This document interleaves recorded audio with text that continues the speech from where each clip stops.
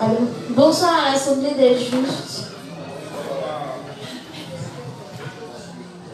On va commencer par faire notre confession de foi du juste. Donc, ensemble, on va se disposer et faire la confession de foi. Prions. Père Céleste, nous te disons merci de ce que tu nous as rendu sans péché devant toi pour toujours.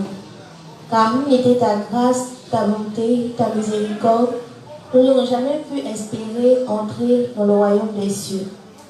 Mais par amour pour nous, tu nous as envoyé le Seigneur Jésus-Christ. C'est lui qui, par son baptême accompli au Jourdain par Jean-Baptiste, a pris tous nos péchés, passés, présents et futurs, est allé à la croix, a versé son sang pour le jugement, est ressuscité des morts et est monté vers toi en nous laissant le Saint-Esprit, notre consolateur, notre guide. Nous croyons en ta Sainte Trinité et nous croyons en ta justice. Merci Père Céleste de nous avoir rendus sans péché devant toi pour toujours. Au nom de Jésus-Christ. Amen. Ensemble, confions le moment au Seigneur. Disons-lui merci de ce qui nous a permis d'être présents, de ce qu'il a pressé les pas de ceux qui sont encore en retard. Confions-lui son serviteur. Ensemble, prions. Merci Dieu des justes pour la force que tu nous as donnée d'être présents ce soir. Merci de prendre toi-même contrôle de ce moment du début à la fin. Merci de presser les pas des retardataires. Merci de permettre à ceux qui doivent nous suivre en ligne de se connecter. Merci Dieu des justes de ce que tu as parlé toi-même au travers de ton serviteur, que tu as mis les mots juste dans sa bouche. Merci Père Céleste de nous avoir exaucés. Au nom de Jésus-Christ. Amen.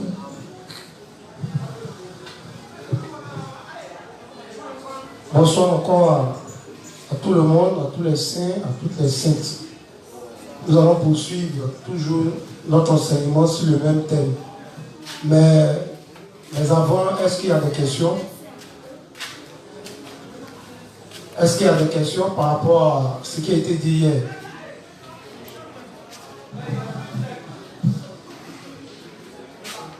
Là, juste. David, il faut mettre la caméra sur ton peu. On va dire qu'ils ont parlé au monsieur. Voilà. Est-ce que vous avez des questions?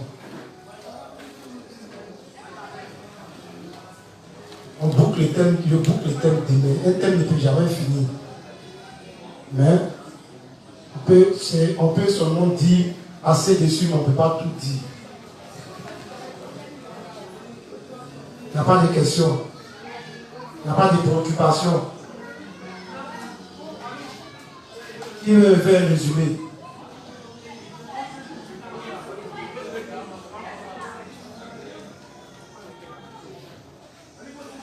Le bas me bénit, quoi. Ah, il est juste. Ah oui, t'as un micro à quelqu'un. Ah, il n'a pas envie de parler. Là. Non, micro à quelqu'un que tu aimes tant. Et toi aussi, tu t'aimes, tu peux parler aussi. C'est pas avec la caméra que souvent tu échappes. Quand tu n'as pas te presser. Se dirige, il se dirige. Ils sont des déçus de la gueule. Juste un résumé. Je veux que vous fassiez ressortir juste ce que vous avez compris, c'est tout. C'est pour vous qu'on est là. Si vous ne comprenez pas, vous parlez, je reviens encore et encore. Bonsoir les saints, c'est le juge Lansky de la zone du Maroc. Bon. Je vais donner un peu le résumé de ce qui a été fait hier.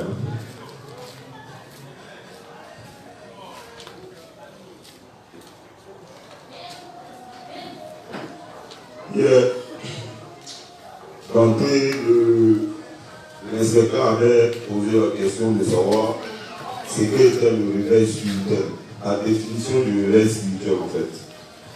Il a été dit que le réveil spirituel, c'est d'abord de naître de nouveau.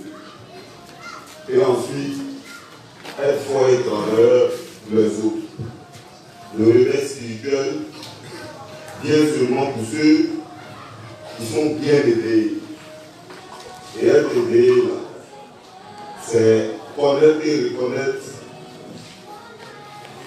les temps dans lesquels nous sommes, et aussi connaître la fin des temps en fait, afin de pouvoir accepter le martyre en fait. Voilà, donc je continue.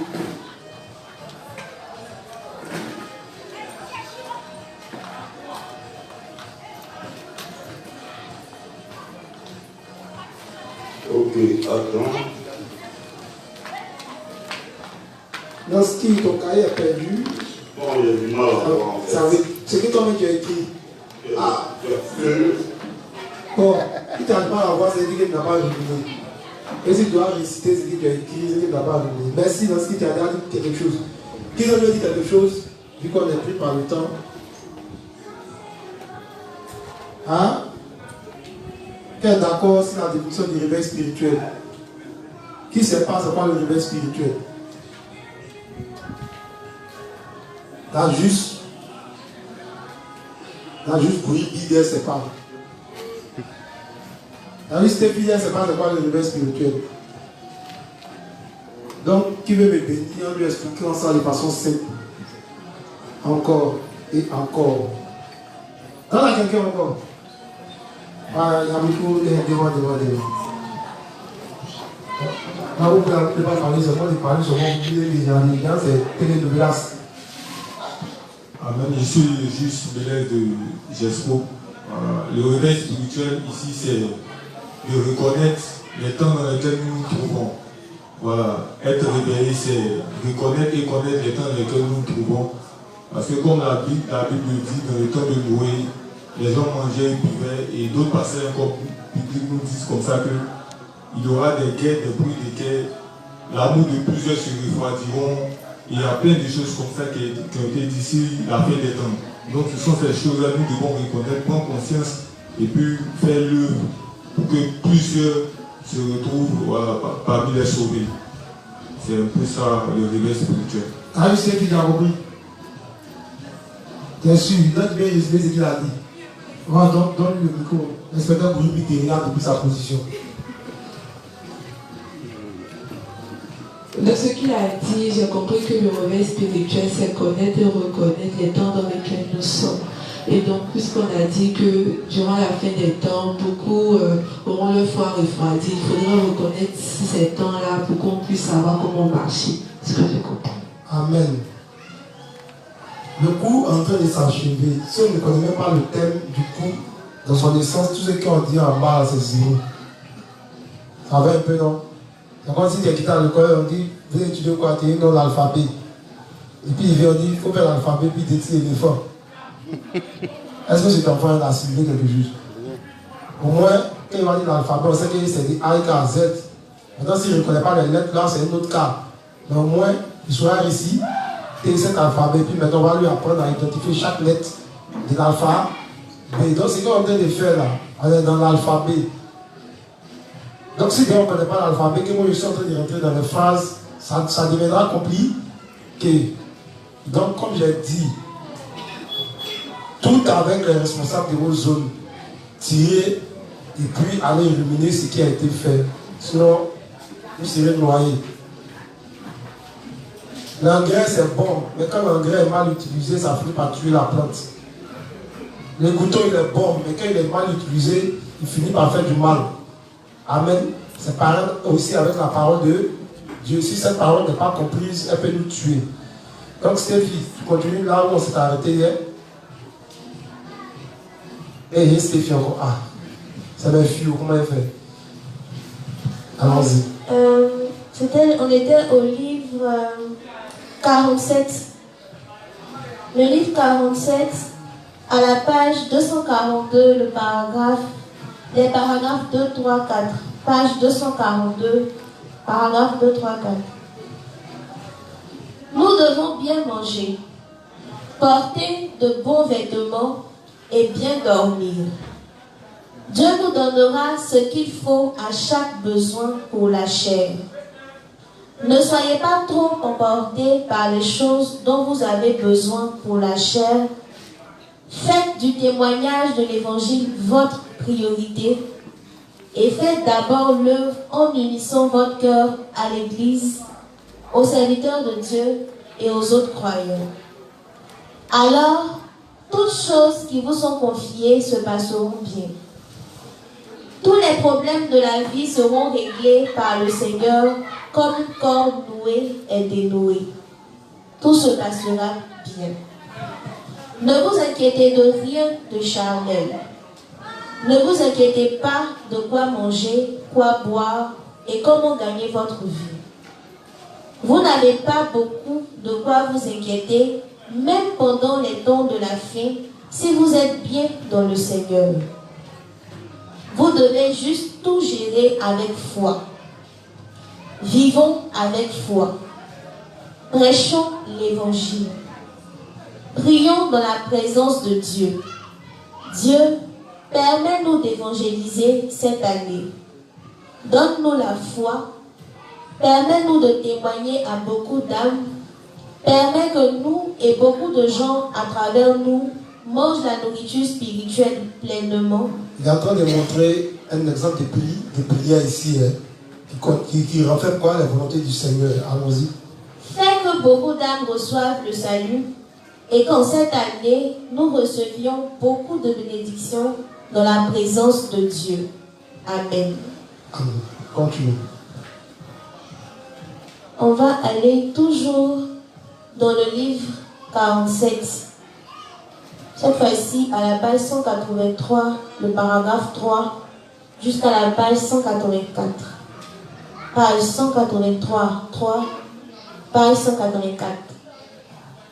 Vraiment, les gens qui ne viennent pas à l'église, mais travaillent jusqu'à la mort, et ceux qui ouvrent leur magasin le dimanche et gagnent de l'argent avec ténacité, ne valent pas mieux que vous qui vivez en venant à l'église le dimanche, adorer et travailler pour gagner de l'argent dans les domaines que Dieu a permis. Plutôt, les gens qui viennent et écoutent la parole quand elle est apportée vont mieux que ceux qui ne le font pas et travaillent pendant ce temps-là à la place. Est-ce qu'on comprend? Il faut relire. Vraiment, les gens qui ne viennent pas à l'église, mais travaillent jusqu'à la mort, et ceux qui ouvrent leur magasin le dimanche et gagnent de l'argent avec ténacité, ne vont pas mieux que vous qui vivez en venant à l'église le dimanche, adorer et travailler pour gagner de l'argent dans les domaines que Dieu a permis. Plutôt, les gens qui viennent et écoutent la parole quand elle est apportée vont mieux que ceux qui ne le font pas et travaillent pendant ce temps à la place. Ils n'écoutent pas la parole de Dieu, travaillent seulement toujours et s'intéressent seulement à gagner de l'argent. Amen. Donc il parle ici de ceux-là qui s'en foutent de venir à l'église, se faire former, entendre, aller dans les différentes zones. Mais tous les problèmes, c'est de gagner de l'argent. Donc si on se regarde dans la cuve des reins, on se regarde dans les miroirs qui sont dans la cuve des reins, quand on voit que ce défaut spirituel-là est dans notre foi, alors prions Dieu pour changer progressivement, sinon on finira par mourir spirituellement. Ça va un peu? Continue. Pensez-vous que Dieu bénira ces gens-là? Comment ces gens peuvent-ils gagner de l'argent? Comment peuvent-ils devenir riches? Il y a plus de moyens de dépenser de l'argent pour eux. Comment peuvent-ils devenir riches? Ils tombent dans les soucis du monde et s'inquiètent, pensant: que vais-je manger? Que vais-je boire? Je ne peux réussir en allant à l'église comme cela. Je ne peux devenir riche ou meilleur que les autres en faisant cela. Mes chers croyants, c'est la façon dont cela se présente selon les pensées de la chair de l'homme, n'est-ce pas? Les pensées du monde sont ce qu'elles sont. Ce que ces gens pensent ne sont pas les choses du point de vue de Dieu. Dieu donne un bon repos à ceux qu'il aime et donne des récompenses à ceux qui le craignent. Les bénédictions peuvent être nôtres seulement quand Dieu nous les donne, comme il est écrit, si l'Éternel me bâtit la maison, ceux qui la bâtissent travaillent en vain. Psaume 127, verset 1. Amen. Amen. Ça va? Est-ce qu'il y a besoin de parler encore? C'est clair, non? Allons-y. Ou bien? Qui n'a rien compris? Comprenez toujours, s'il me plaît. Allons-y. Livre 40, à la page 113, paragraphe 3, jusqu'à la page 114, paragraphe 1. Livre 40, page 113, 3, page 114, 1. Judas a trahi Jésus parce qu'il ne croyait pas que Jésus était le Fils de Dieu et son Sauveur. Il n'aurait pas pu faire cela s'il avait vraiment cru en Jésus. Contrastez Judas et Pierre. Quand Jésus était sur le point d'être arrêté, Pierre a sorti son épée et a coupé l'oreille de Malchus, l'un des hommes qui était venu arrêter le Seigneur. Pierre, c'est un voyou. Moi, j'ai Dieu là pour tout. Allons-y. Si le Seigneur ne l'avait pas arrêté, Pierre aurait certainement été tué sur place. Ainsi, Pierre a risqué sa propre vie pour défendre Jésus. Sa foi était fondamentalement différente de la foi de Judas, et c'est ce dernier qui était corrompu. Qu'en est-il de vous et moi alors? Qu'en est-il de nous? Devrions-nous nous permettre de trahir Jésus et de persécuter ses justes serviteurs? Pensons à cela un moment. Si nous ne croyons ni en l'évangile de l'eau et de l'esprit, ni en Jésus qui est le Fils de Dieu et notre Sauveur, alors nous deviendrons aussi comme Judas. Vous n'avez pas d'autre choix que de devenir un autre Judas, à moins que vous ne croyiez que Jésus est le vrai berger de l'humanité et votre Sauveur. En d'autres termes, si votre cœur dévie de l'évangile de l'eau et de l'esprit, et se met plutôt du côté des injustes, alors vous serez utilisé par le diable. Amen. Si notre cœur dévie, quand on se met du côté des pécheurs, on sera utilisé par le diable. Voilà pourquoi à la fin des temps là, c'est ceux qui ont été avec nous, qui n'ont pas réellement cru dans l'évangile, qui vont finir par trahir quoi, les justes, en livrant les justes aux autorités et à l'antichrist. Amen. Donc, ce n'est pas un problème. De la même manière que Judas était parmi les 12 disciples, c'est comme cela aussi, il y aura quoi de faux frères parmi nous. Amen. Allons-y. Page 118, toute la page. Toujours le livre 40. Quelqu'un qui suit ses instincts n'est pas différent d'une bête. Le livre de Jude dit aussi que ceux qui se confient et suivent juste leur propre instinct sont comme des brutes. Jude 1, verset 10. S'il y a quelqu'un qui est comme Judas parmi nos ministres, ouvriers et saints dans l'Église, j'espère et prie que tous ces gens se répandent, se détournent et croient et suivent Jésus comme le Fils de Dieu et leur Sauveur. Est-ce qu'on comprend? Donc si dans l'Église de Dieu, quelqu'un comme Judas, on fait quoi? Hein? On prend quand même le taper. On va voir. Il faut le dire. S'il y a quelqu'un qui est comme Judas parmi nos ministres, ouvriers et saints dans l'Église, dans toutes les classes dans l'Église, oui. J'espère et prie. Il espère et il prie que tous ces gens se répandent, oui. Se détournent, ils se répandent, ils se détournent, croient et suivent Jésus comme le Fils de Dieu et leur Sauveur. Amen. Donc notre désir, si on sent qu'on a des frères ou on a des soeurs dont la foi est comme cela, on nous demande simplement de prier. Amen. Jésus a mangé Judas, il s'est promené lui, il a donné des autres. Ça va? Mais Judas n'a pas voulu s'y répandre. Si même quand il a trahi Jésus, il ne s'est pas repenti, il a allé se suicider de mort comme un chien. C'est un grave péché de commettre le suicide devant Dieu. C'est pour cela que... Est-ce que vous savez qu'un juste le suicide va en enfer? Depuis Deutéronome, c'est écrit 14 et quoi, c'est ça? Allons-y. C'est un grave péché de commettre le suicide devant Dieu. Oui. C'est pour cela que l'Ancien Testament dit: tu ne mangeras rien de ce qui meurt de soi-même. Deutéronome 14, verset 21. Qui a tué Judas? C'est pas lui-même, il s'est tué. Il s'est tué lui-même. Donc quelqu'un qui s'est tué de lui-même, il va en enfer. Juste au péché, il va en enfer. Donc voilà un bon raccourci par là en enfer.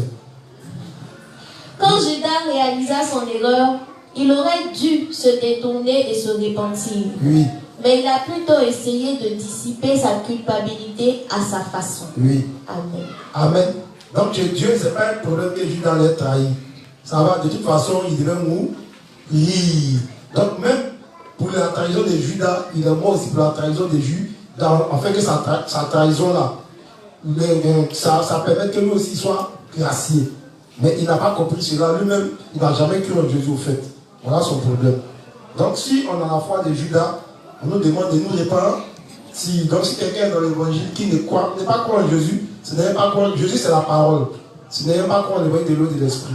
Ce n'est pas comprendre la divinité de Jésus, toutes ces choses. Et les gars ils croient en l'évangile mais ils ne croient pas en la divinité de Jésus. Donc si on a des points d'homme liés à ça, c'est à nous d'approcher les responsables pour qu'on nous explique les choses en détail, pour que notre foi soit bien basée, soit consolidée. Donc voilà pourquoi je dis, ce n'est pas une honte en soi. Si on est des nouveaux, qu'il y a des choses de base qu'on n'a pas comprises, c'est d'approcher nos responsables des autres, afin que cela soit clair dans nos esprits, puisse vous garder, puisse le diable utilise ça pour vous amener à l'incrédulité vis-à-vis de la parole. Amen.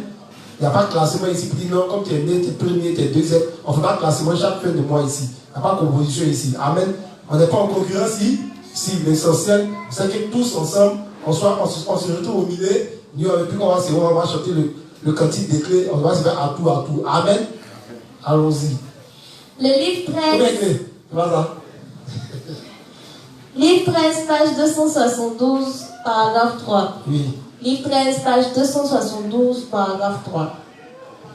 Si je vous disais, vous devez réentendre l'évangile en détail. Si je vous disais, vous devez réentendre l'évangile en détail. Voilà pourquoi vous allez voir que tu lis 1 66, tu as l'impression que le réveil t'ennuie.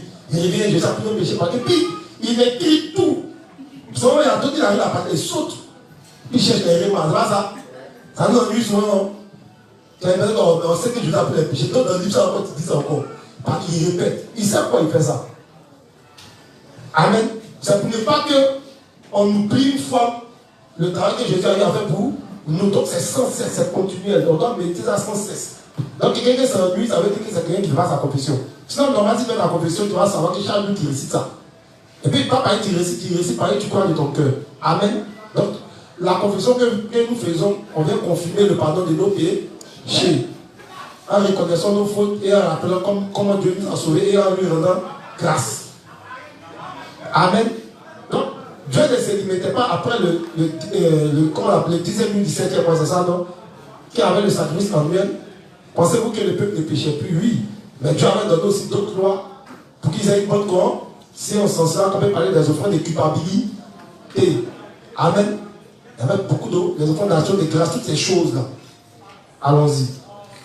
Si je vous disais, vous devez réentendre l'évangile en détail, oui.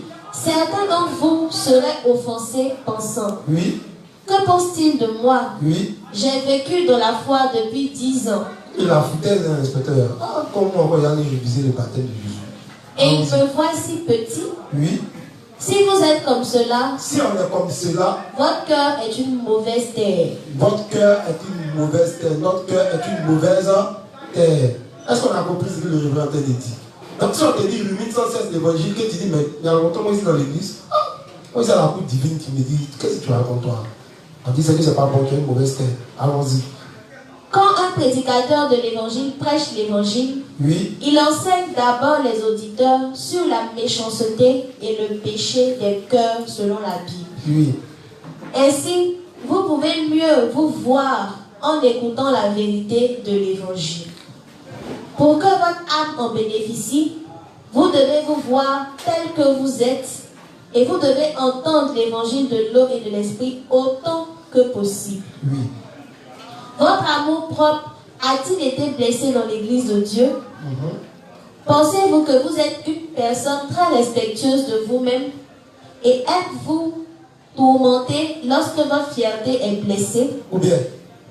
Si oui, votre cœur n'est pas encore une bonne terre. Mon moi, je pense qu'on m'a dit ça. Je suis frustré parce que tant. Donc quand on est les nouveaux là, les frustrations, la fierté, un serviteur injuste, on doit le frustrer. On doit lui dire, on a lu le Deutéronome quoi. Le Deutéronome 8 ici, ou bien, est-ce que Dieu n'a pas parlé d'humiliation? Tant dans le monde que dans l'église, on va subir aussi les humiliations. Amen. Mais notre cœur doit être brisé. Si à cause de ton humiliation, l'évangile doit avancer, c'est bénissant. Ou bien. Et c'est ce que Paul pourrait dire. Il dit si vous souffrez quelques injustices, ça fait quoi? Mais nous, on encombre notre moi. Voilà pourquoi 1, 2, 3. Quand ça va, on te respecte, on te bénit. Mais dès que tu dis quelque chose qui ne va pas avec le moi de la personne, automatiquement, il pense à mettre une barrière entre toi et puis lui. Ça va ça? Et c'est ce qu'on fait sur nous tous. Donc quand on est dans l'église, la plus grande erreur, ce qu'on a enlevé dans notre foi, c'est notre ego. L'ego là, ça tue. Amen. Le moi là, ça tue. Amen. Donc notre ego là, mais tout ça d'égo, l'éducation qu'on a eue, on va devenir dans la justice, c'est vrai. Mais quand on est de nouveau, le Saint-Esprit transforme nos cœurs, bien sûr. Quand nous écoutons la parole, quand on se laisse marteler, au fur et à mesure, nos pensées sont brisées. Mais c'est dans l'église de Dieu que nos pensées peuvent être brisées à la longue. Amen. Allons-y. Si oui, votre cœur n'est pas encore une bonne terre et vous devez retourner votre cœur en profondeur pour reconnaître votre vraie nature. Amen. Amen. Livre 41, page 54, paragraphe 1 et 2. Livre 41, page 54, paragraphe 1 et 2. Nous sommes devenus les gens qui doivent faire l'œuvre de Dieu que le Seigneur a ordonnée. Nous sommes devenus une personne spirituelle comme Jean-Baptiste pour faire l'œuvre de Dieu. Nous sommes devenus ouvriers de Dieu, bien que nous ne l'ayons pas voulu. Chers croyants, y a-t-il quelqu'un parmi vous ici dans l'église de Dieu qui fait tout selon les désirs charnels à 100% du temps?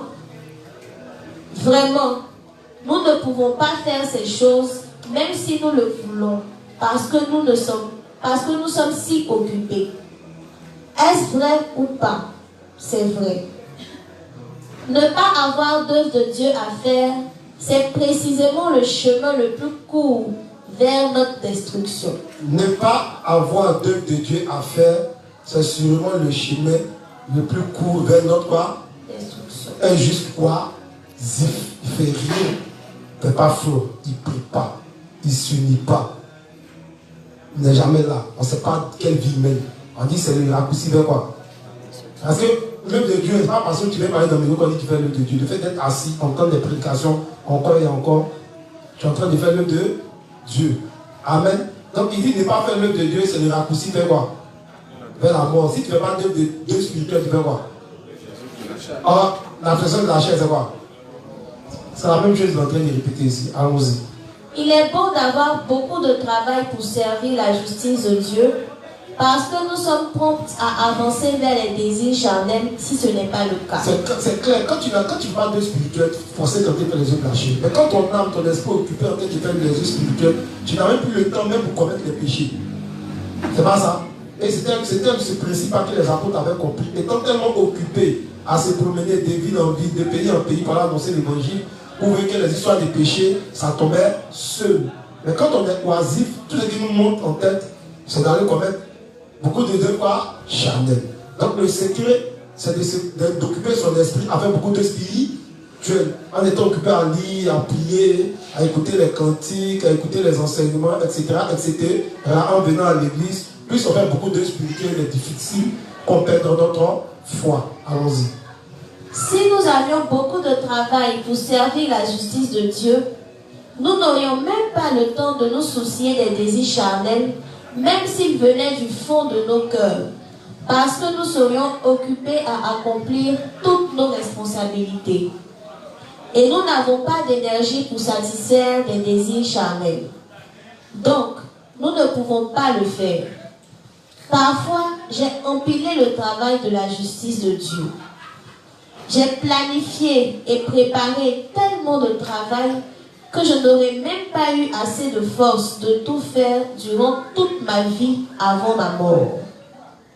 Et j'ai préparé assez de travail de justice pour que vous ne vous ennuyiez absolument pas non plus. Ou bien, le réveil dit quoi il dit? Donc le gars, il s'est concentré, il a fait les sermons, il a publié les livres, on a mis les justes, ils disent qu'ils sont nus. Ils sont aussi libres. Toi, tu t'ennuies comment? Mais si, tellement pour faciliter la tâche là, il a mis ça en audio encore. Mais même pour écouter encore là, c'est pénible. Ou bien, on est prompt à écouter les choses qu'il dit. S'il y a d'autres même là, surtout nos soeurs, nos femmes là, elles sont abonnées, elles sont télé. Elle peut te dire un film de nouvelle qui vient de commencer le deuxième épisode, elle peut te dire la fin. Mais elle a les gens. C'est Internet. Donc tu vois beaucoup d'efforts qu'on fait pour les chefs unis, pour les choses du Seigneur. On voit qu'on a la paresse, on ne sait jamais ce qu'on va faire. Ça dépend de là où on va, à notre cœur. On dit là où ton trésor est, ton cœur où? Ton cœur là-bas, ça va. Sinon dans l'église de Dieu, comme on a dit, est-ce qu'il y a un juste qui n'a pas de talent? On a vu que tout le monde quoi? Tout le monde a au moins un talent, et que les talents que Dieu donne, c'est pourquoi?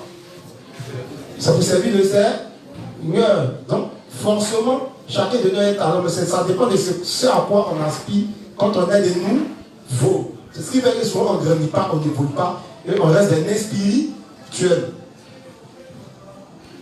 Je l'ai préparé comme cela pour que vous et moi n'ayons pas de moment de côté dans nos cœurs, pour que nous ne puissions que mener une vie comme celle de Jean-Baptiste. Amen. Amen.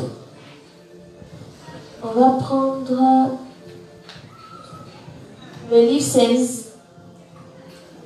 Le livre 16, de la page 116 à la page 123. Livre 16, page 116 jusqu'à la page 123.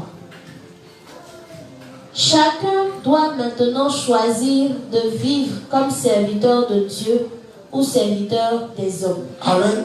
Donc on dit, tu t'examines, vraiment il décide de vivre pour l'évangile, mais il décide de vivre pour le monde.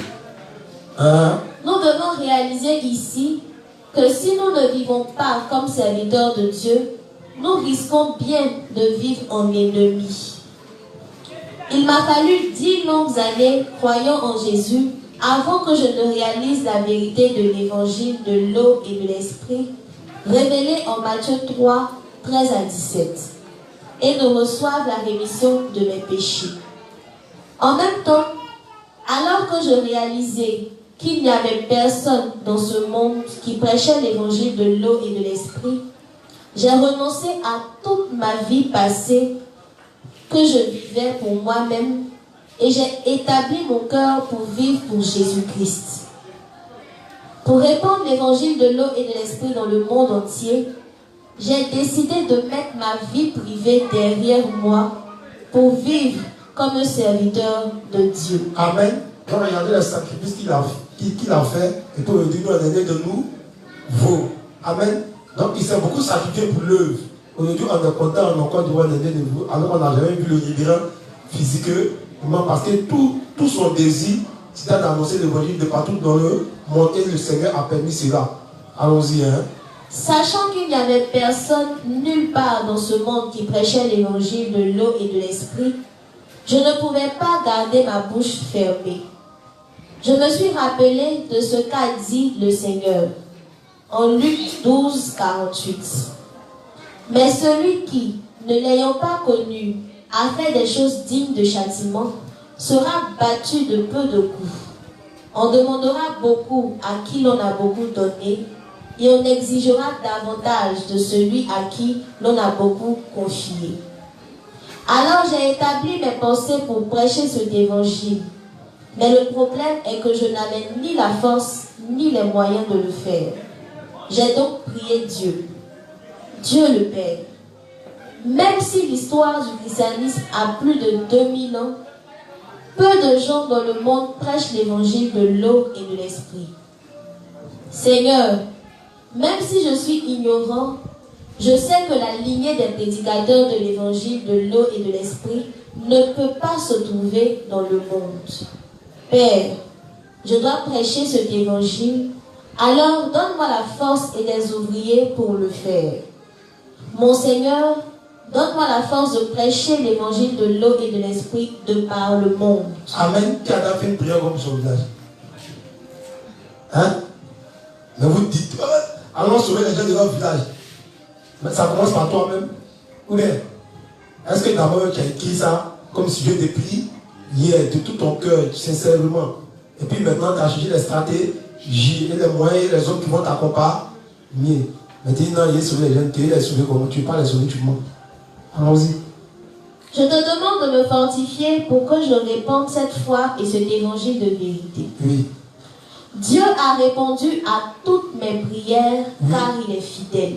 Car il est fidèle. Quand il prie avec dans la volonté de Dieu, Dieu veut sauver toutes les âmes sur la terre. Donc forcément, il priait comme ça quand Dieu voit et quand il vient du cœur de son serviteur, il va lui donner les moyens de le faire. Il m'a donné des ouvriers et son église et a pourvu à tout pour que je répande l'évangile de l'eau et de l'esprit de par le monde entier. Nous, on voit ça, on voit le résultat. Là, lui vient cadeau. Il amène au moins 150 cartons de livres en Côte d'Ivoire. Il amène ça au Nigeria. Il amène ça au Bénin. Et dans tous les pays du monde, il enlève son argent. C'est parce que de tout son cœur, il a désiré sauver les âmes du monde entier. Donc forcément, Dieu va lui donner les mois. Donc forcément, nous aussi, là, on copie. Et on se sert de ça comme exemple. Forcément, Dieu va nous donner les moyens. Et que le projet de la Côte d'Ivoire, qui fait de la Côte d'Ivoire un autre pays d'évangile, sera forcément un succès. Allons-y. Le Seigneur m'a permis de vivre une vie nouvelle comme le serviteur de la justice de Dieu. Oui. Maintenant, même si nos actes peuvent être insuffisants, si seulement nous croyons en la justice de Dieu accomplie par Jésus de la sorte, alors nous pouvons être purifiés de tous nos péchés et atteindre le salut. Une fois que j'ai cru en l'évangile de l'eau et de l'esprit, le Seigneur m'a donné un cœur pour vivre comme serviteur de Dieu qui suit sa justice. Même depuis, j'ai toujours voulu obéir, quelle que soit la volonté du Seigneur. J'ai appris que c'était la vie que tout serviteur de Dieu devait vivre et j'ai cherché à me renier et vivre seulement pour l'expansion du royaume de Dieu. Ce que je ne savais pas n'a pas été un obstacle à cet effort. Amen. Voilà pourquoi il peut dire dans un autre livre que nos faiblesses ne sont pas un problème, mais c'est un manque de foi. Amen. Donc, Dieu il s'en fout. Si tu as la connaissance, que ta connaissance n'est pas disciplinée, si ta connaissance est pour te faire voir, il ne va jamais travailler avec toi. Mais quand il donne un serviteur, quand il élève un serviteur, forcément il va lui donner la connaissance au fur et à mesure par les challenges, par les problèmes, par les difficultés, par les humiliations, par lesquelles il va faire passer son serviteur. Amen. Donc l'intellect, la connaissance des choses du monde, là, ce n'est rien. Mais la vie, la connaissance de la vie de foi, là, c'est ce qui est quelque chose. Amen. Allons-y. Ce que je ne savais pas n'a pas été un obstacle à cet effort, car c'est en ordre si seulement j'essaie de les apprendre. Et j'ai commencé à travailler pour l'œuvre juste de Dieu, croyant et décidant du fond de mon cœur que je marcherai toujours selon la volonté du Seigneur. C'est pour cela que je sers maintenant le Seigneur, l'Évangile et le peuple de Dieu avec le cœur établi comme serviteur de Dieu. Le Seigneur a voulu que nous répandions l'évangile de l'eau et de l'esprit dans le monde entier en mettant notre foi en lui. Je n'ai pas considéré l'évangile mondial comme étant difficile. Amen. Les serviteurs de Dieu devaient seulement assigner des tâches correspondant aux ouvriers et saints doués. Et si ceux à qui l'œuvre de Dieu est confiée se trouvent de plus en plus insuffisants, tout ce qu'ils doivent faire, c'est se confier encore plus au Seigneur, s'appuyer sur lui et le prier et vivre à la foi. Est-ce qu'on comprend? On peut nous confier une tâche et nous sommes difficiles, mais c'est de s'appuyer sur le Seigneur. Je vais donner moi-même mon exemple ici. Il ne départ là. Pas ça m'a mis à l'intercession. J'ai bricolé. Amen. Mais, comme j'ai dit, 98% des prières qui ont été faites en ce temps-là ont eu l'air accomplies Est-ce que c'est parce que j'étais trop éloquent dans ma manière de prier? Non. Quand les choses sont faites dans la volonté de Dieu, même quand tu ne veux pas faire, quand tu obéis, tu dis, ah ok, comme on a donné cette tâche, tu fais cette tâche fidèlement, avec amour, forcément, le succès viendra. Mais si on fait les choses par habitude, on fait les choses pour être vu, on fait les choses, on n'aime pas ce qu'on fait, ça ne va pas décoller. C'est ce qui fait que beaucoup d'ouvriers, même beaucoup de ministres, ou bien pas forcément les ministres, des saints participants à l'œuvre de Dieu, quand on leur confie des tâches, ça n'avance pas. Au premier obstacle, ils se découragent et ils ne veulent plus faire la tâche qu'on leur a confiée. Amen. Amen. Donc on doit changer notre mentalité, on doit changer nos cœurs. Plus ça devient difficile, plus tu dois te confier au Seigneur. Dieu aime qu'on s'appuie sur lui, Dieu aime qu'on lui demande. Amen. Amen. Continue. Maintenant, quoi que Dieu veuille, nous devons le servir par la foi. Oui. Quand il s'agit de croire et servir l'évangile de l'eau et de l'esprit, et de vivre comme serviteurs de Dieu, tout ce que nous devons faire est de vivre selon que le Seigneur soit honoré ou non par notre œuvre. Selon que nous soyons honorés. Hein? Juste pour dormir. Pour relire. Maintenant, quoi que Dieu veuille, nous devons le servir par la foi. Nous devons le servir par la foi. Quand il s'agit de croire, et servir l'évangile de l'eau et de l'esprit, et de vivre comme serviteurs de Dieu, oui, tout ce que nous devons faire est de vivre selon que Dieu soit honoré ou non par notre œuvre. Amen. Si le Seigneur trouve son plaisir dans notre œuvre, oui, alors je ne peux que faire cette œuvre-là avec mes collègues. C'est tout. On peut s'effacer. Une fois que l'œuvre de Dieu avance, c'est que ça va chez nous. Allons-y. Tout ce que nous avons fait jusqu'alors l'a été par Dieu lui-même. Oui. C'est Dieu qui nous tiendra ferme et agira au travers de nous. Oui. Nous travaillons maintenant à répandre l'évangile de l'eau et de l'esprit. Mais cette œuvre n'est pas venue de pensée d'homme. Si cette œuvre venait de l'humanité, nous l'aurions arrêtée depuis longtemps. Oui. Si nous avons fait l'œuvre par notre propre justice, nous l'aurions quittée en chemin. Oui. Si nous avions été obsédés par nos propres œuvres, nos cœurs seraient devenus si arrogants qu'ils se prévaudraient.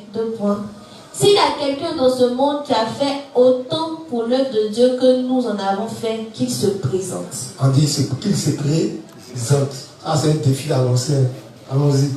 Nous n'aurions pas pu vivre non plus par notre foi dans le Seigneur jusqu'à ce jour. Nous avions tous tant de manques et nous ne pouvons même pas prétendre avoir fait quelque chose de notre vie. Oui. C'est précisément pour cela que nous nous appuyons sur le Seigneur et recevons son aide sincèrement. Amen. Tu ne comprends rien? Vous êtes fondés. Amen. Allons-y. Si nous étions arrogants, oui, et si nous pouvions faire les choses facilement par notre propre force, oui, nous serions nous appuyer sur le Seigneur, ne serait-ce qu'un peu. Ceux qui sont convaincus de leur propre mérite et pleins de leur propre ego ont du mal à vivre près du Seigneur et à lui faire confiance. Tu continues tes mérites, ton ego, on dit que tu auras du mal à vivre. Quoi? Près du Seigneur. Près du Seigneur et lui faire quoi? Confiance. Il n'a pas besoin de Dieu, il est fort comme Caïn. Il n'a pas besoin de Dieu, il est fort comme qui? Esaü. Ou bien, donc tous ceux-là, on dit qu'ils auront du mal à vivre, quoi?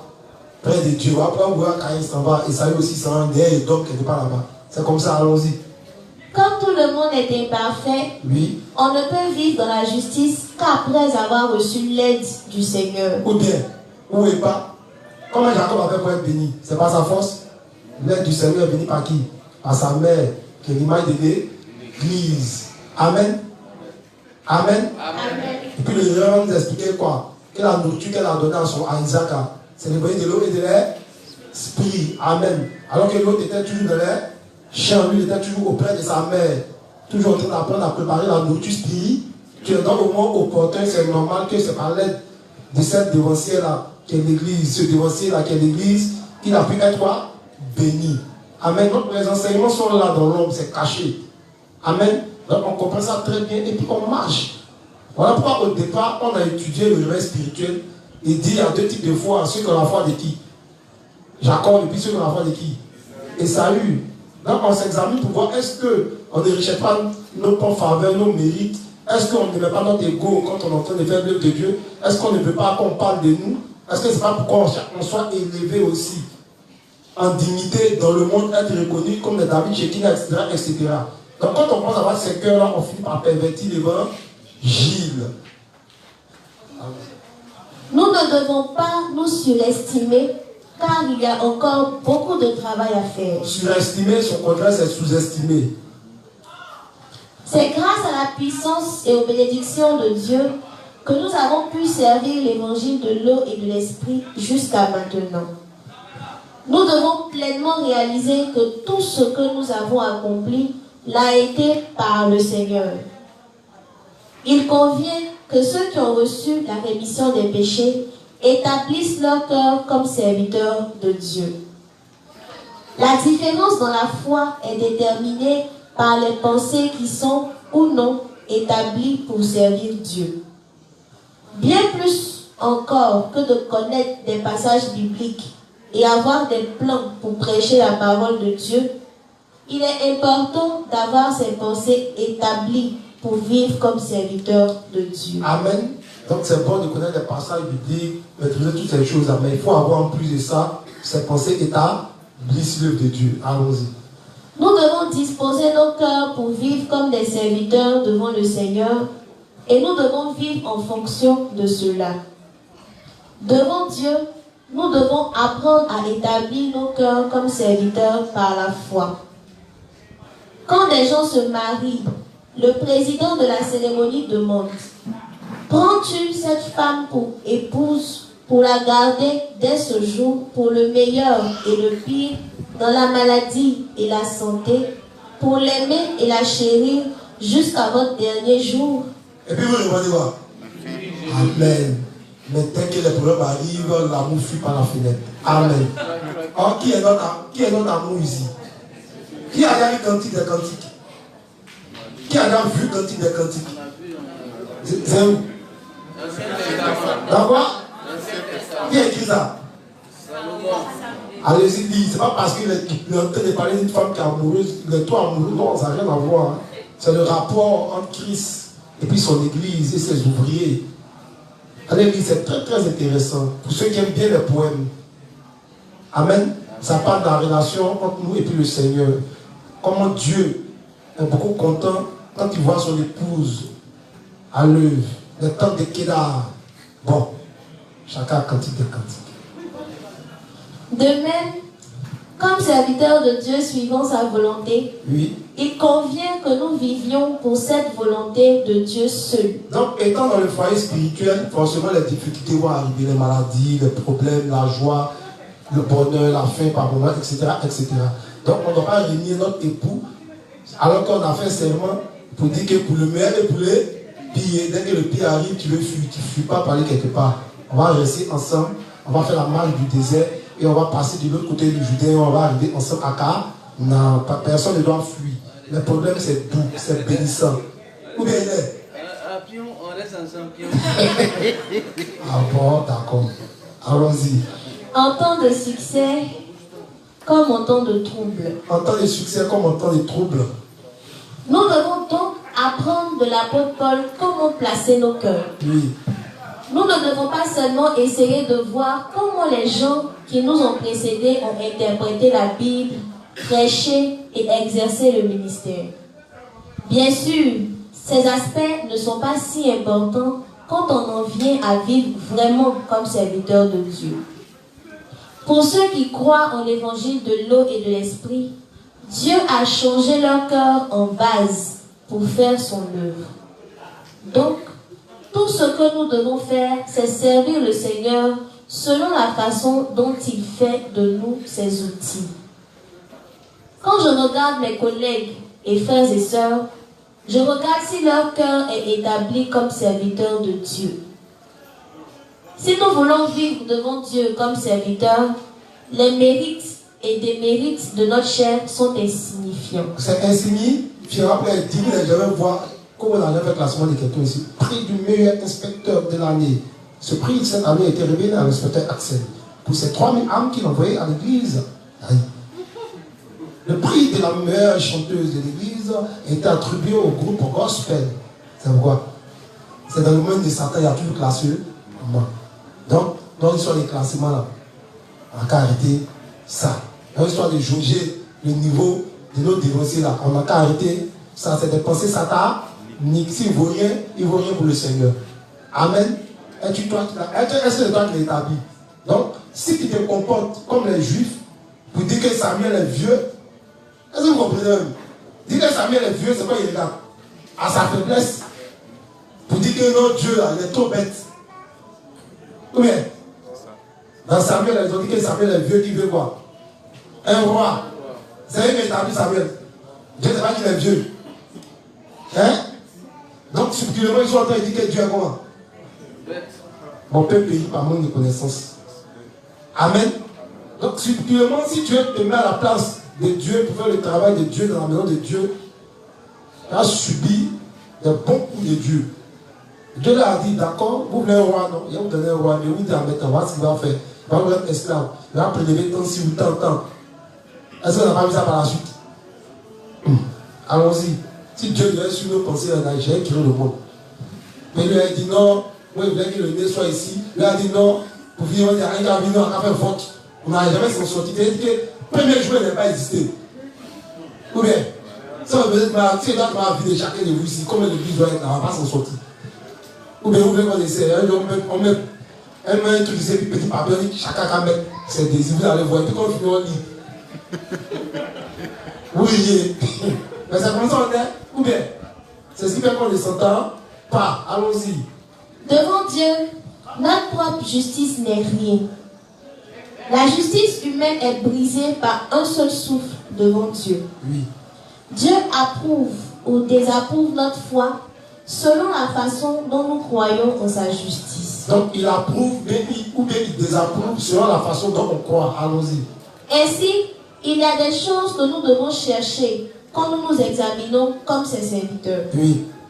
Avons-nous vraiment foi en l'évangile de l'eau et de l'esprit? Donc si on est serviteur de Christ, on a qu'examiner, on se pose la question, oui, si on croit réellement l'évangile de l'eau et de l'esprit.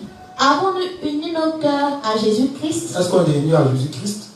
Sommes-nous serviteurs de Dieu ou des hommes? On sait Dieu, mais on sait les hommes. Bien que nous soyons différents, vivons-nous par notre foi en la parole de Dieu, ayant établi nos cœurs comme serviteurs?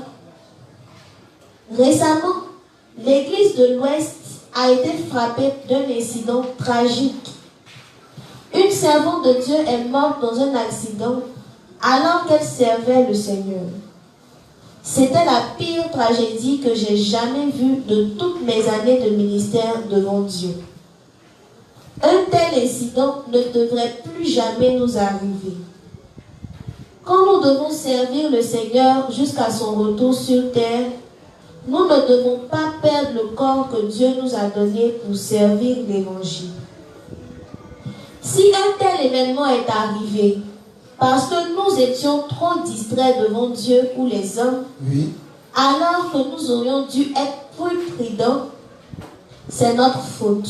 Il dit c'est notre faute. Donc si un serviteur de Dieu s'amuse à ne pas bien accomplir ses tâches, en étant distrait dans son cœur, encore porté sur le monde, Dieu peut permettre qu'il aille se reposer rapidement.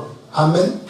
Donc Dieu passe par ses problèmes aussi pour nous montrer beaucoup de choses. Comme 1 Corinthiens 11, 28 à 32.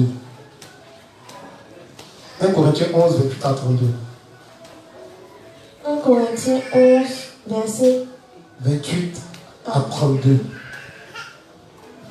Que chacun donc s'éprouve soi-même et qu'ainsi il mange du pain et boive de la coupe. Car celui qui mange et boit sans discerner le corps du Seigneur mange et boit un jugement contre lui-même. C'est pour cela qu'il y a parmi vous beaucoup d'infirmes et de malades, et qu'un grand nombre sont morts. On dit à Corinthiens quoi? Beaucoup quoi? Infirme c'est quoi? Infirme c'est quoi? Paralysé. Ça, c'est pas évangile. Ah, c'est français. Vocabulaire. Un film à voir. Allons-y. Là, c'est pas mystère. Vous savez pas de quoi qu'il y a un film. Chacun a gagné son dictionnaire. Allons-y. Allons-y, c'est pourquoi il y a beaucoup de films. Si nous nous jugions nous-mêmes, nous ne serons. Faut reprendre, pardon. Que chacun donc s'éprouve soi-même et qu'ainsi il mange du pain et boive de la coupe. Car celui qui mange et boit sans discerner le corps du Seigneur mange et boit un jugement contre lui-même. C'est pour cela qu'il y a parmi vous beaucoup d'infirmes et de malades et qu'un grand nombre sont morts. Donc il y a eu quoi là-bas? Un film là-bas? Il y a eu quoi là-bas? Et puis il y a eu quoi? C'était des sœurs, mais c'était des pigeons. Donc, même quand on a les problèmes, on dit qu'on a les problèmes, il faut s'examiner. Dieu là, il est le même hier, aujourd'hui, éternellement. Il tue toujours. Il donne toujours maladie. Il frappe toujours dans nos biens. Amen. Continue. Parlons de cet accident. Non, dans la Bible, termine le verset. Car c'est pour cela qu'il y a parmi vous beaucoup d'infirmes et de malades et qu'un grand nombre sont morts. Si nous nous jugions nous-mêmes, nous ne serions pas jugés. Mais quand nous sommes jugés, nous sommes châtiés par le Seigneur afin que nous ne soyons pas condamnés avec le monde. Quelle est la condamnation que Dieu donne au monde? C'est l'enfer. Donc, à un moment, il descend et il sévit dans l'église. Amen. Il nous châtie, afin que nous ne soyons pas condamnés avec le monde. Donc, chaque châtiment de Dieu, on doit tirer une leçon. À l'image de qui? De Job. Ou bien, quand il a compris ça là, c'est fini. Le Dieu se dit, viens camarade. Il dit quoi? Mes oreilles ont entendu parler de toi. Donc, il dit, mes yeux font quoi? C'est dit que c'est rentré. Amen. Au départ, là, c'est pas bien rentré. Amen. Donc, examinons-nous. Allons-y. Parlons de cet accident. Nous ne devons pas seulement dire que Dieu a repris sa servante. Alors que Dieu a certainement accueilli l'âme de cette servante, il ne l'a pas enlevée volontairement. C'est parce que nous avons manqué d'établir nos cœurs comme serviteurs de Dieu et étions négligents à son service. Après, on dit malin à qui qu'on fait l'œuvre de l'Éternel avec quoi? Négligence. Avant d'attendre, salut.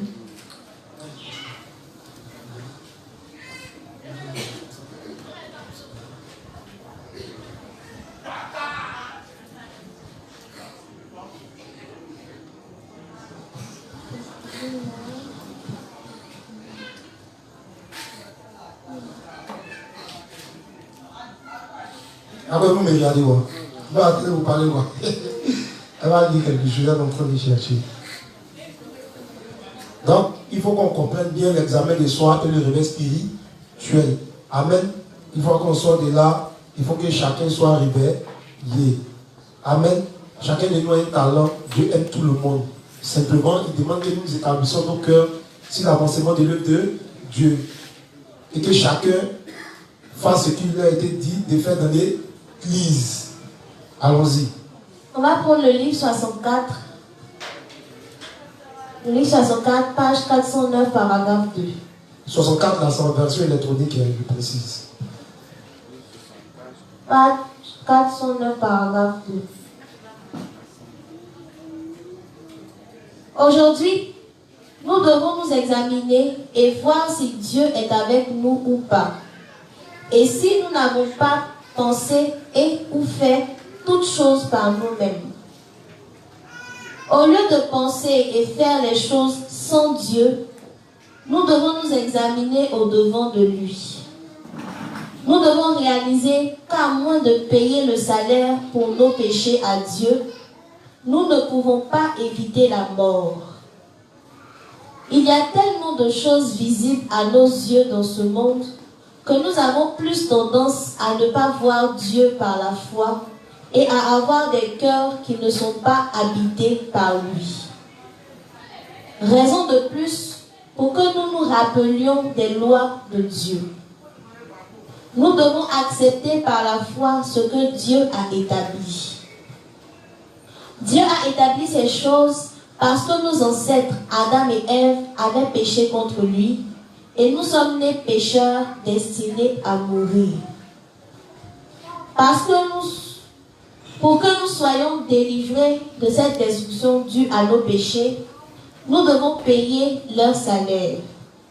Cela signifie que nous devons d'abord nous connaître en prenant conscience de quel type d'être nous sommes vraiment. En d'autres termes, nous devons comprendre qui nous sommes vraiment de nature avant même de considérer nos pensées et nos actions. Amen.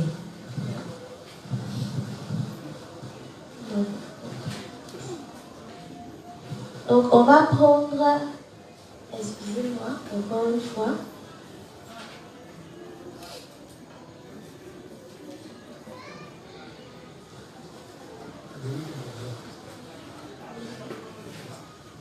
Donc on va prendre le livre 64 à la page 229, paragraphe 3, jusqu'à la page 234. Livre 64, page 229, paragraphe 3,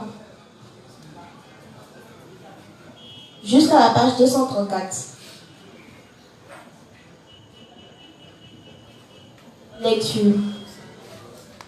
Quel que soit le type de péché que nous commettons, le Seigneur a déjà effacé tous nos péchés de manière plus que suffisante et en a payé le salaire de manière parfaite.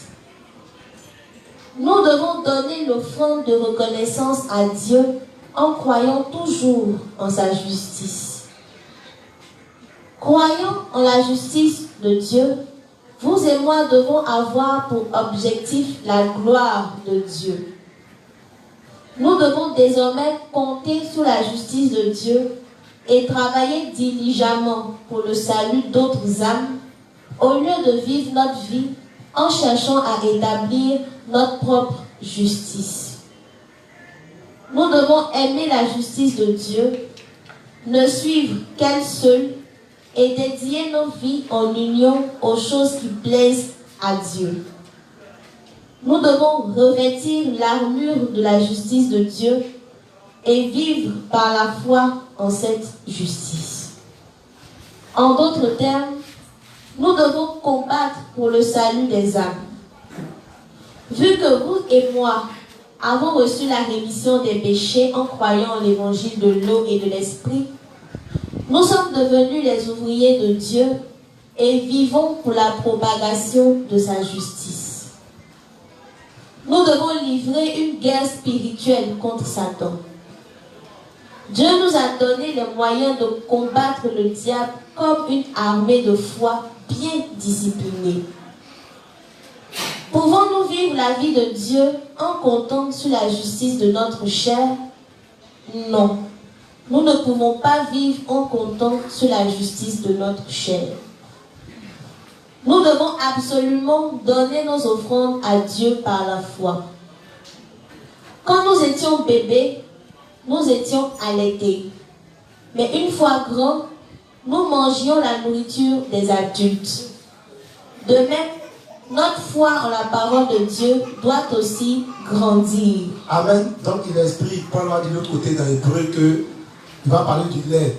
Le lait, c'est la même sens. Dans Hébreu 6, il va parler quoi? Des rudiments de la foi. Maintenant, vous voyez que nous sommes en train de rentrer dans d'autres domaines. En expliquant l'examen de soi, la foi forte, etc., etc. En expliquant les choses de la fin des temps. Donc, on ne va pas rester seulement le sang, le baptême de Jésus. Mais ça, c'est ce qui nous permet d'avoir nos pieds cimentés. Et puis tout le reste, c'est les quoi? C'est les autres pierres qui viennent consolider notre foi. Donc, on doit envoyer la nourriture sur Jésus doit descendre du berceau. Amen. On ne doit pas toujours rester au berceau. On doit descendre, on doit marcher. Et on doit devenir adulte. Amen. Continue. De même, notre foi en la parole de Dieu doit aussi grandir. Oui. Cela fait 25 ans que j'ai commencé ma vie de foi avec vous dans l'église de Dieu.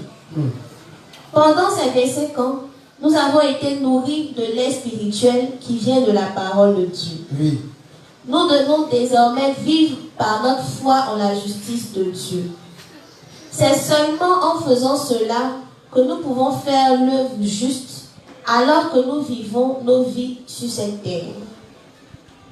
Nos vies de foi ne doivent pas rester au même niveau jour après jour, année après année. Ou bien, pendant 10 ans, tu es au même niveau. Livre 1, tu recommences. Arrivé dans 11 ans, tu dis non, tu es sur le serment 2, tu recommences. Donc toi, tu es comment? Donc toi, tu es là, tu es toujours en train de prendre du bureau. Amen. Quand tes dents poussent, mais tu es toujours en train de prendre du bureau. Amen. Donc, grandir, on doit grandir dans nos bases. On doit grandir auprès des serviteurs. C'est comme ça qu'on grandit. Il y a ce que tu fais personnellement et puis il y a ce que tu apprends avec les serviteurs. Amen. Allons-y. Ceux qui recherchent uniquement la prospérité de leur propre chair, au lieu de vivre en comptant sur la justice de Dieu, sont enclins à faire des bêtises.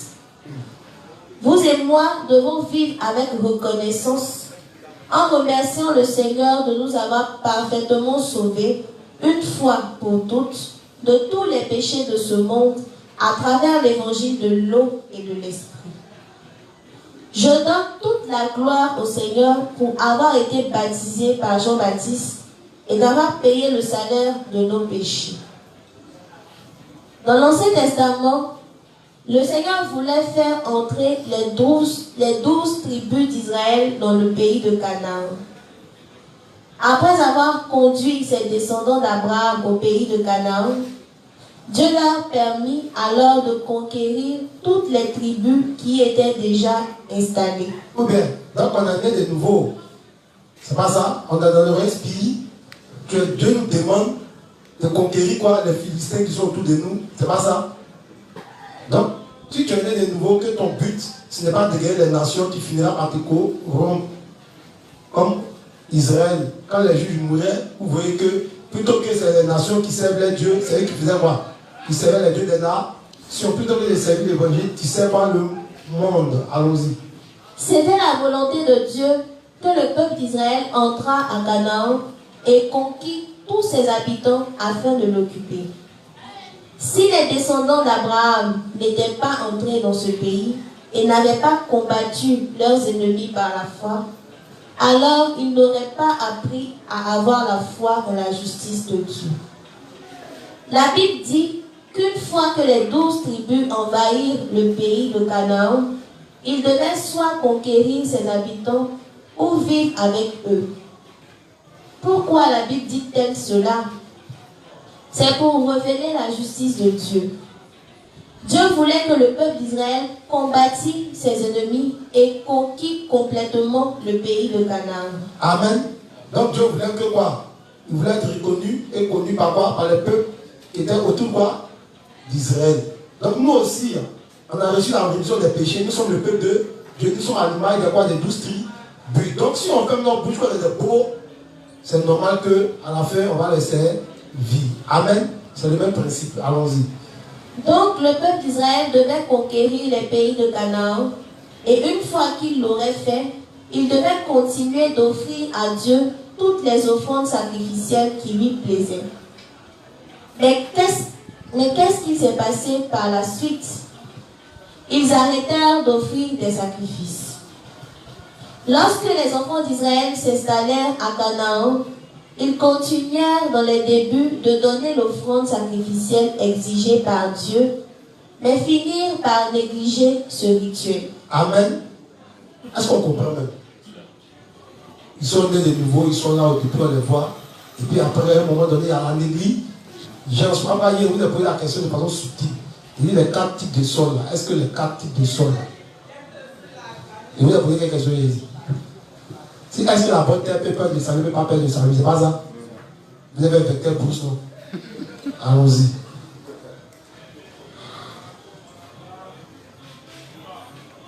Qu'arriva-t-il au peuple d'Israël lorsqu'il commença à négliger les sacrifices qu'il était supposé offrir à Dieu? Vivait-il heureux ou était-il asservi par la suite? Il fut asservi. Nous devons toujours nous souvenir d'offrir des sacrifices spirituels à Dieu pour ceux qui périssent à cause de leurs péchés pendant que nous vivons nos vies sur cette terre. L'offrande sacrificielle ici, c'est d'effacer leurs péchés avec l'évangile de l'eau et de l'esprit. Ah, l'offrande que Dieu demande qu'on lui donne. Est-ce qu'on comprend? À chaque fois qu'on amène un pécheur à la repentance, on est en train de donner un sacrifice, une odeur agréable à l'Éternel. Dieu se réjouit. Les anges dansent au ciel. C'est pas quel morceau ils dansent, mais c'est qu'ils dansent.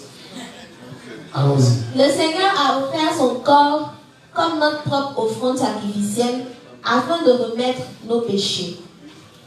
Nous devons nous rappeler que le Seigneur a parfaitement payé le salaire de nos péchés par l'évangile de l'eau et de l'esprit. Nous devons donner l'offrande de foi en croyant en l'évangile de l'eau et de l'esprit et en la justice de Dieu. Nous devons donner cette offrande de Dieu à Dieu également pour les âmes qui périssent devant sa face. En effet, vous et moi devons donner l'offrande de foi à Dieu pour le salut des âmes d'autres personnes. Tout en louant la justice de Dieu au plus profond de nos cœurs, nous devons livrer une guerre spirituelle afin que tout le monde puisse voir la lumière du salut. On doit mener quoi? Livrer une guerre spirituelle afin que tout le monde puisse quoi? Voir la lumière du salut. Donc, livrer la guerre spirituelle, quand vous allez dans l'armée, il n'y a pas seulement que ceux qui se battent sur la ligne de front. Quand vous regardez sur les anciens films, tu vois qu'il y a celui-là qui tire, il y a celui-là qui replisse les canons. Et puis, il y a ceux-là qui vont ramasser le corps de ceux qui tombent. Il y a les médecins, etc., etc. Il y a le général qui fait le plan de guerre, etc. Donc, chacun dans l'église de Dieu est utile. On demande que chacun fasse quoi? Sa tâche. Avec reconnaissance, avec amour. Aaron ne peut pas travailler dans le tabernacle. Donc, tous les sacrificateurs étaient utiles. Donc, tout le monde est utile. Nous sommes quoi? Une nation de sacrificateurs spirituels actuellement. Allons-y. Il est temps que nous illuminions le monde entier avec l'évangile du salut. Oui. Pour ce faire, nous devons nous unir à l'église de Dieu. Oui. Alors que nous demeurons dans ce monde. Oui. Si l'église de Dieu manque de remplir sa mission, Oui. les gens du monde périront tous spirituellement. Ouais. Nous devons faire connaître l'évangile de l'eau et de l'esprit dans tout le monde entier. Nous devons répandre notre foi sur cette terre et combattre spirituellement. Nous devons aussi vivre en union à l'église de Dieu afin de proclamer sa justice et la servir fidèlement. Savez-vous ce que cela signifie d'être un avec Dieu? C'est d'être un avec l'évangile de la justice de Dieu, l'évangile de l'eau et de l'esprit. Et c'est aussi le fait de s'unir aux serviteurs de la justice de Dieu. C'est cela la vraie union. Pour servir la justice de Dieu, nous devons absolument vivre par la foi en étant unis à l'église de Dieu. Quand le cœur des enfants de Dieu cesse de croire et de compter sur sa justice, ils peuvent redevenir des serviteurs de Satan. Si quelqu'un n'a pas à cœur de répandre l'évangile de Dieu, si quelqu'un n'a pas à cœur de répandre l'évangile de Dieu, alors cela signifie que l'union qu'appréhende cette personne est vue avec un œil charnel. C'est-à-dire qu'elle vit en servant une idole. Amen. Idolâtre, c'est pas qu'elle met une petite statue, mais les thérapies dans ta maison, non, il y a un idolâtre. C'est tout ça aussi, on appelle idolâtre. Il sert autre chose que de servir l'évangile, c'est un idolâtre. S'il aime trop l'argent que Dieu, c'est un idolâtre. Et que c'est l'argent seulement qui sert, c'est un idolâtre. Vous et moi ne devons jamais laisser cela nous arriver. Vers quoi devons-nous orienter notre attention? Vers quoi on doit orienter notre attention? Elle doit être orientée vers la divulgation de la justice de Dieu. Nous devons suivre la justice de Dieu et prenant cette justice comme notre bouclier de foi, nous devons vaincre les ténèbres et sauver les âmes du péché.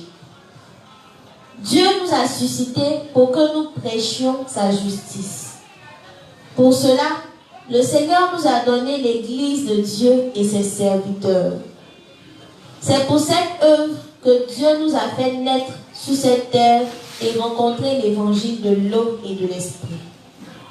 C'est pour faire son œuvre de justice que Dieu nous a permis de vivre sur cette terre. Cependant, si nous n'avons pas à cœur de prêcher l'évangile de la justice de Dieu, alors nous finirons par tomber dans le péché de l'idolâtrie aux yeux de Dieu. Quand nous commettons le péché d'idolâtrie et que nous en prenons conscience, nous devons apporter l'offrande de foi à Dieu en comptant sur sa justice. Bien que nous ayons reçu la rémission des péchés par notre foi en l'évangile de l'eau et de l'esprit, il n'en demeure pas moins que nous soyons encore faibles sur plusieurs aspects. Nous ne devons donc pas nous aventurer dans le monde en étant dans un tel état. En revanche, quelle que soit notre faiblesse, aussi longtemps que nous demeurons dans l'Église de Dieu, ces prêtres feront pour nous des offrandes justes toutes les fois que cela est nécessaire et nous ramènerons sur le chemin de la justice. Amen. La question par rapport à ça? Question. Il est exactement 20h50, il reste 7 minutes. Il n'y a pas de questions en ligne? Ça va. Qui comprend rien même? En toute franchise. C'était Victoire. Hein? Qui a honte de lever sa main? Il y a quand même des SMS rapidement. Il dit sa question. Il n'a pas mon numéro 6 sur Yakou. Amen. Ok, il y a un dernier principe et puis on va s'arrêter là. Demain c'est vendredi, je clôture demain. Ne posez pas de questions. Quand elle est sortie d'ici là, amenez-moi question. On va prendre le livre 64, page 274, paragraphe 2. Oui. Livre 64, page 274, le paragraphe 2. Vous voyez que tout ce qu'on fait, ça tourne sur l'union à l'église, le retour à l'église, prêcher l'évangile à l'église, etc., etc. En quoi consiste cette vie des justes? Oui. Premièrement, elle consiste en la rumination de la parole de Dieu. On dit premièrement, on a ruminer. C'est moi qui ai ruminé. Hein?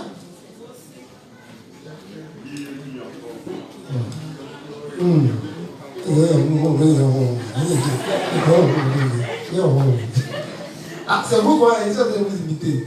Le grand balocher veut nous bénir. Allons rapidement. Bonsoir à tous les saints. Ouais, bonsoir, restez balocher. Ruminer, c'est revenir encore et encore sur la parole de Dieu. Mais pourquoi vous ne faites pas ça? Pour ne pas que nos cœurs se loignent. Il sait pourquoi vous ne faites pas ça. Et puis il pose question. Et puis il pose question. C'est quoi examen de soir? 4 semaines. Tu as ruminé quoi? C'est-à-dire que tu as avalé. Tu n'as pas ramené. Tu n'es pas un animal pur.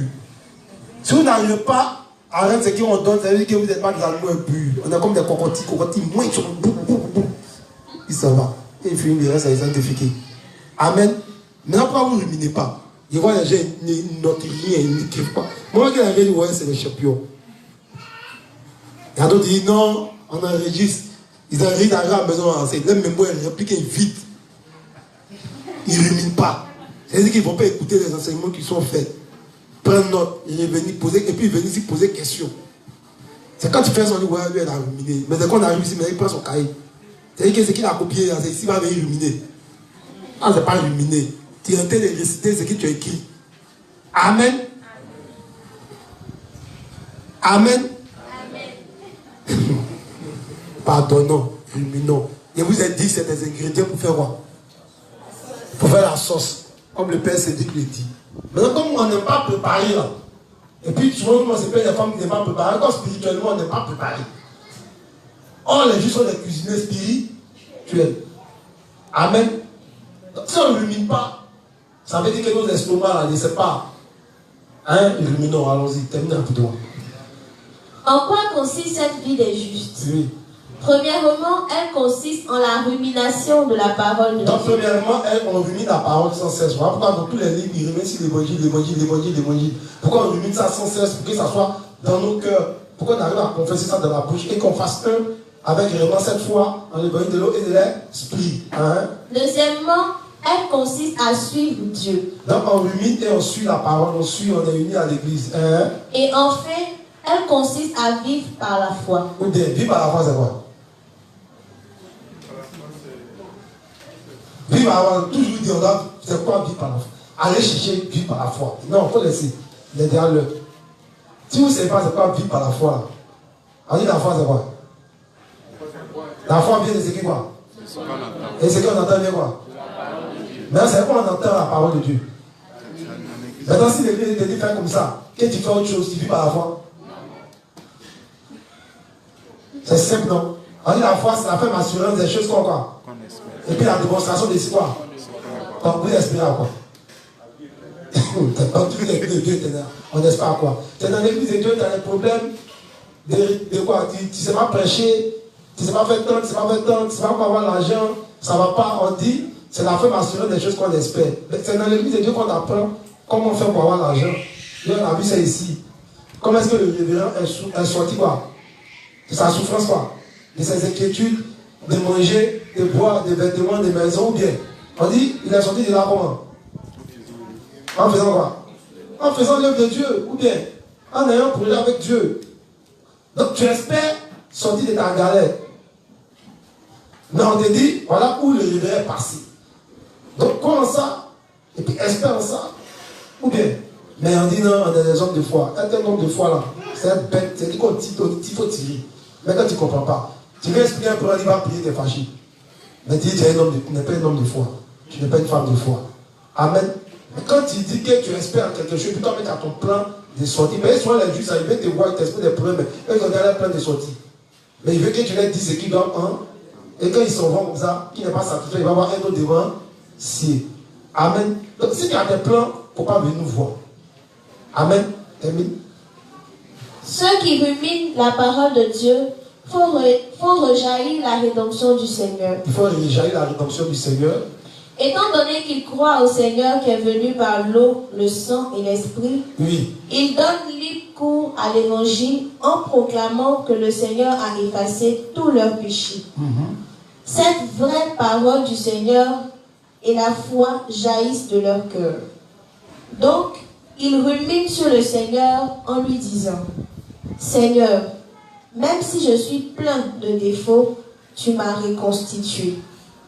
Même si je suis insuffisant, toi, tu es parfait. C'est pourquoi je suis devenu juste en croyant en toi, Seigneur. La vie que nous menons en tant que justes consiste en de telles ruminations. Amen. Amen. Demain, on va continuer. Amen. Donc, quand il dit demain les animaux purs, c'est de ça qu'il parle. Amen. À part de questions, de parties. Vous êtes fatigué de me voir, vous êtes fatigué de voir ma tronche. De toute façon, je partirai, notre inspecteur viendra souffrir ici. Ce qui est sûr, moi je vous l'ai dit, quand un enseignement finit, Dieu amène quoi? Les cas pratiques. Donc, quand les cas pratiques vont venir, moi il sera en mission. Il a dit, réfère-toi au livre de l'Éternel. Il n'a pas parlé pendant 4 semaines, fouiller dans les livres, faire ressortir, c'est des nuits de veille. Vous pensez qu'on m'a donné le thème, on m'a dit que ah voilà les livres, on m'a pas donné, on m'a donné seulement quelques livres, il reste là.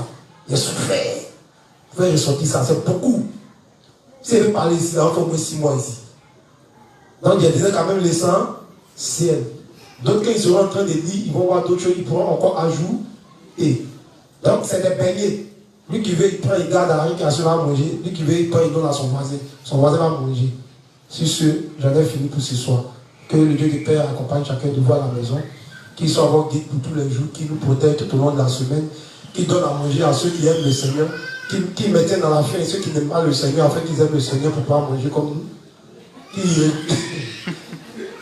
Dites Amen. Amen. Donc, il continue à nous donner la force de nous examiner afin que chacun de nous rentre dans cette bénédiction tant spirituelle que matérielle. Au nom du Seigneur Jésus-Christ, j'ai prié. Amen. On se salue dans la paix de notre Seigneur.